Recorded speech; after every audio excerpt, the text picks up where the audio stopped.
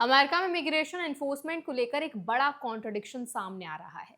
सरकार कहती है कि फोकस सिर्फ क्रिमिनल्स पर है, लेकिन ग्राउंड पर अरेस्ट अब भी बड़ी संख्या में ऐसे इमिग्रेंट्स के हो रहे हैं जिनको कोई भी क्रिमिनल रिकॉर्ड से मतलब नहीं है।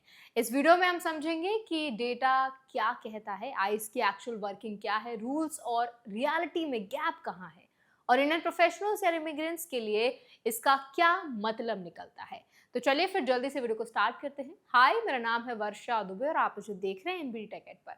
अमेरिका में हाल ही में जो डेटा सामने आया है उसके मुताबिक आईस यानी इमिग्रेशन एनफोर्समेंट एजेंसी अब भी बड़ी संख्या में ऐसे लोगों को अरेस्ट कर रही है जिनका कोई भी क्रिमिनल रिकॉर्ड नहीं है। गवर्नमेंट की तरफ से कहा गया था कि फोकस पब्लिक सेफ्टी थ्रेट्स पर रहेगा, लेकिन नंबर्स कुछ और ही कहानी बता रहे हैं। हाल के आंकड़ों में दिखा है कि अरेस्ट का लगभग 42% हिस्सा ऐसे लोगों का है जिन पर कोई क्रिमिनल केस नहीं है, और इससे पहले आंकड़ा 46% तक था। यानी थोड़ी गिरावट जरूर है, लेकिन पैटर्न अभी भी वही है।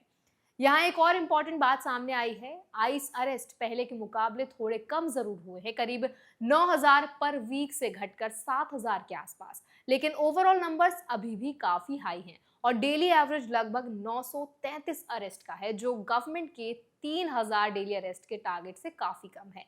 यानी पॉलिसी अग्रेसिव है, लेकिन एग्जीक्यूशन अनइवन है। अब समझते हैं कि रूल्स क्या कहते हैं और ग्राउंड रियलिटी क्या है। ऑफिशियली एजेंसीज ये कहती हैं कि उनका फोकस क्रिमिनल इलीगल एलियंस पर है, लेकिन कोर्ट रिकॉर्ड्स और डेटा एनालिसिस ये दिखाते हैं कि बड़ी संख्या में ऐसे लोग भी पकड़े जा रहे हैं जिनके खिलाफ कोई कन्विक्शन या चार्ज नहीं है। यानी एनफोर्समेंट सिर्फ सीरियस क्राइम तक लिमिटेड नहीं, बल्कि ब्रॉडर लेवल पर हो रहा है। इस ट्रेंड को अगर थोड़ा और डिटेल में देखें तो पिछले कुछ समय में कई केसेस ऐसे सामने आए हैं जहां अरेस्ट ट्रैफिक स्टॉप्स या रूटीन चेक्स के दौरान हुए और बाद में इमिग्रेशन एक्शन लिया गया। इन मामलों में भी कई लोग ऐसे थे जिनका कोई क्रिमिनल बैकग्राउंड नहीं था। इसने प्रोफाइलिंग और मिसयूज ऑफ लॉ को लेकर कंसर्न्स बढ़ा दिए हैं।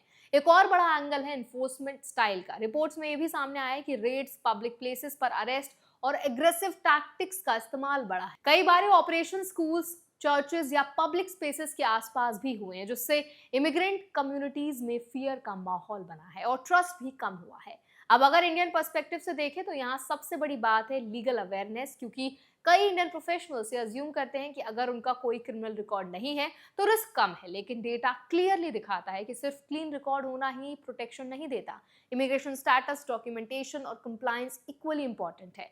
अब बात करते हैं नियम क्या कहते हैं, समझना भी बहुत जरूरी है।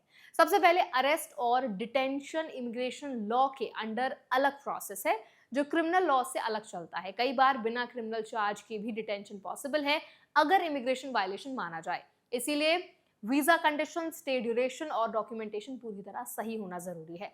दूसरी बात, एनफोर्समेंट फेडरल लेवल पर आता है और इसमें डिस्क्रिप्शन काफी होता है। यानी एजेंसीज डिसाइड करती हैं कि किसे प्रायोरिटी देना है, और ग्राउंड लेवल पर ये प्रायोरिटी हमेशा वही रिफ्लेक्ट नहीं करती जो पॉलिसी स्टेटमेंट्स में कहा जाता है। यही वजह है कि नॉन क्रिमिनल इंडिविजुअल्स भी एक्शन का हिस्सा बन जाते हैं।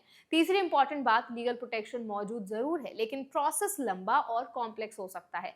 केसेस फेडरल कोर्ट सिस्टम में जाते हैं और हर केस में अलग इवैल्यूएशन होता है। इसीलिए डॉक्यूमेंटेशन, लीगल सपोर्ट और टाइमली एक्शन बहुत इंपॉर्टेंट हो जाता है। अब सवाल आता है कि इंडियंस क्या प्रिकॉशंस ले सकते हैं। सबसे पहले, हमेशा अपना वीजा स्टेटस और वैलिडिटी क्लियरली चेक रखें। कोई भी गैप या वायलेशन रिस्क बढ़ा सकता है। दूसरा, अपने सभी डॉक्यूमेंट्स अपडेटेड और एक्सेसिबल रखें। तीसरा, किसी भी लीगल नोटिस या इमिग्रेशन कम्युनिकेशन को इग्नोर ना करें। और चौथा, हमेशा एक बैकअप प्लान रखें क्योंकि सिचुएशन कभी भी बदल सकती है। तो आई होप ये वीडियो आपके लिए हेल्पफुल रहा होगा। अगर ये वीडियो आपको पसंद आया तो इसको लाइक करें, शेयर करें।